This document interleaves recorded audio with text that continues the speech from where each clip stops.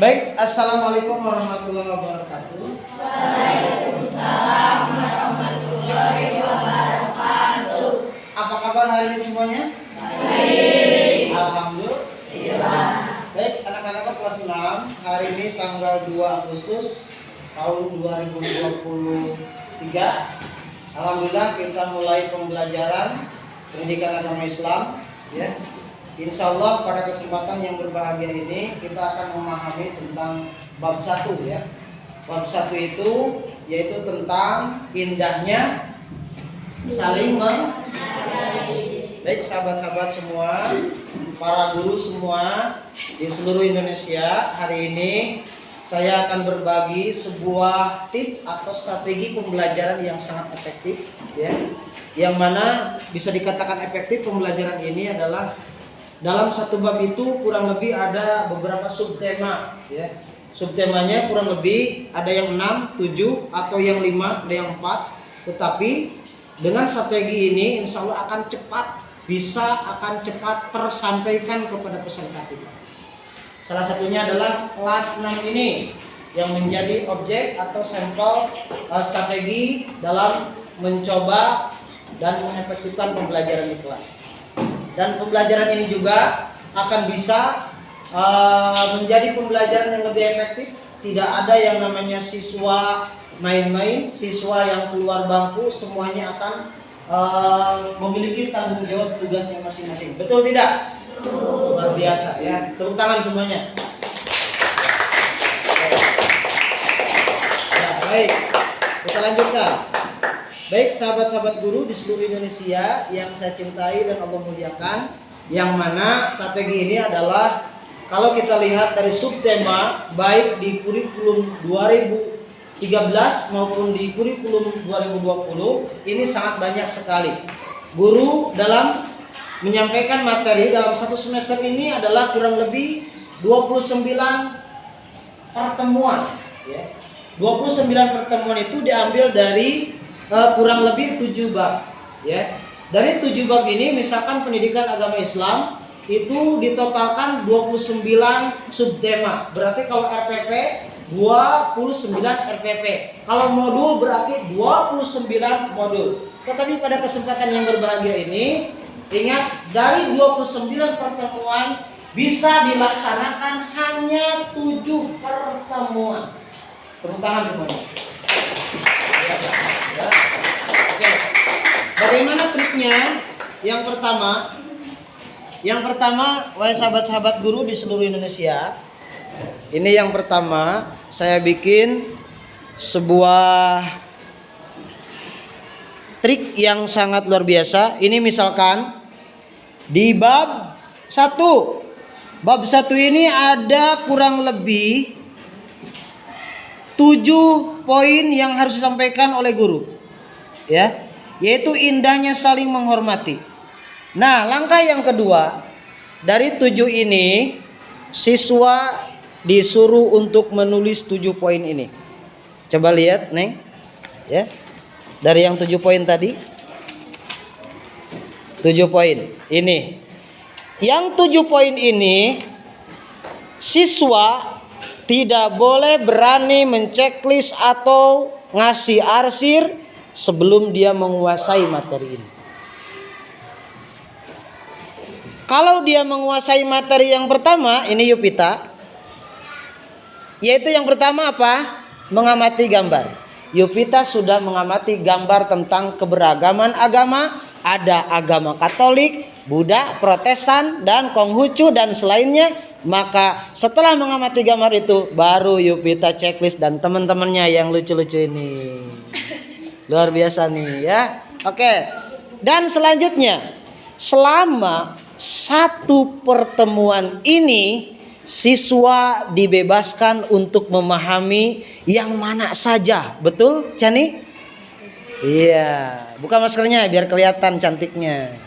Oke, Arfan. Jadi dari yang 7 ini siswa dibebaskan untuk apa? Untuk memilih. Silakan teman-teman kelas 6. Ya, mau yang mana dulu? Mau yang mengenal gambar? Mau yang kedua tentang apa? Mengenal QS Al-Kafir. Mengenal QS surat Al-Kafirun. Yang ketiga apa? Membaca QS surat Al-Kafirun. Yang selanjutnya apa? Menulis QS surat Al-Kafirun. Yang selanjutnya apa? Memahami QS surat Al-Kafirun. Selanjutnya apa? Menghafal surat Al-Kafirun. Terus yang terakhir apa? Tugas. Nih, tugas tadi saya cek teman-teman semua 1 jam 30 menit kurang lebih. Yang tadinya tidak bisa menceklis dari 6 ini, hampir 89% anak-anak kami di kelas 6 ini sudah berani menceklis 6 subtema. Tepuk tangan semuanya. Ini sebagai evaluasi juga tugas.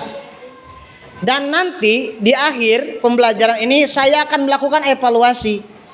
Sejauh manakah teman-teman kalian untuk memahami dari materi hari ini, yaitu tentang indahnya saling menghargai dan menghormati. Subhanallah, atas izin Allah Subhanahu wa taala, wahai sahabat-sahabat guru di seluruh Indonesia yang kami cintai, dengan trik ini anak-anak kita semakin senang belajar dan saling memiliki. Jadi yang satu mempelajari tema yang ke-6, ke-5, ke-4, ke-1, ternyata tujuannya sama semuanya, memahami tentang surat Al-Kafirun. Nah, ini triknya. Jadi dibebaskan untuk siswa berkreasi sesuai dengan kemampuannya. Saya mah ingin menghafal, silakan. Saya ingin menulis checklist. Saya mah ingin mempelajari tentang gambar di atas, silahkan. Bahkan dibebaskan. Jadi manfaat dan hikmahnya strategi pembelajaran ini, satu, setiap tema satu pertemuan atau satu bab tersampaikan walaupun hanya 2 jam pertemuan. 2, anak-anak tidak ada yang bisa keluar bangku karena punya tugas masing-masing. Betul tidak? Yang ketiga, anak dituntut untuk sampai ke checklist yang ke-6 itu memerlukan perjuangan yang kuat. Manjada wajada. Betul tidak? Ya. Ini sangat luar biasa teman-teman semua kelas 6, dan ini bisa disampaikan oleh setiap guru yang lain. Bayangkan estimasinya, belajar semakin efektif, semangat, dan tidak ada yang bisa main-main di kelas ini. Tetap fokus sesuai dengan tujuannya. Walaupun caranya berbeda dan mengerjakannya berbeda, variasi, apalagi di kurikulum 2020, anak itu tidak harus sama dalam mengerjakan. Karena setiap anak dilahirkan berbeda. Kita kemampuannya berbeda. Kita sebagai pelajar pasti ada yang cepat, ada yang lambat, ada yang sedang-sedang, betul tidak? Nah, hari ini alhamdulillah kalian satu pertemuan bisa menyelesaikan satu bab dengan di dalamnya ada 6 subtema, bisa selesai dalam jangka 1 jam 30 menit. Alhamdulillah. Nah, ini esensinya bagi sahabat-sahabat guru di seluruh Indonesia. Kami mencoba dan kami berinovasi untuk bisa menyelesaikan, baik ini di modul silahkan, baik di RPP silahkan. Ini bisa dicoba. Jadi langkah yang pertama, silahkan anak untuk menentukan berapa tema yang kita pelajari hari ini. Misalkan ada 4, silahkan untuk belajar masing-masing.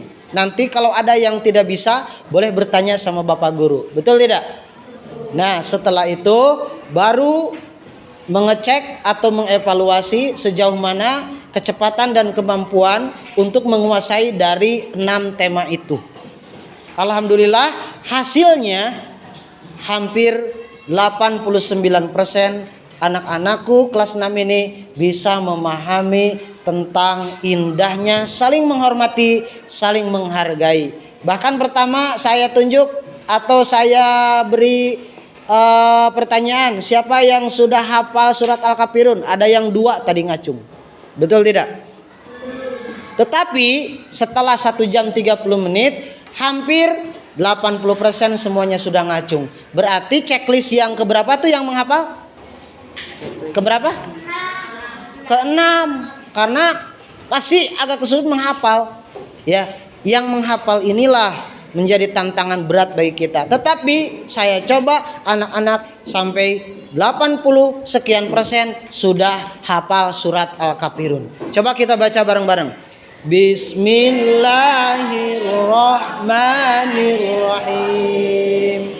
Qul ya ayyuhal kafirun la a'budu ma ta'budun wala antum 'abiduna ma a'bud wala ana 'abidun ma a'badtum wala antum 'abiduna ma a'bud lakum dinukum waliya-din. Inti pertemuan kali ini pembahasan tentang indahnya saling menghargai dan saling menghormati dalam surat Al-Kafirun adalah kita sebagai muslim sebagai muslim harus menghargai orang Kristen beribadah. Betul.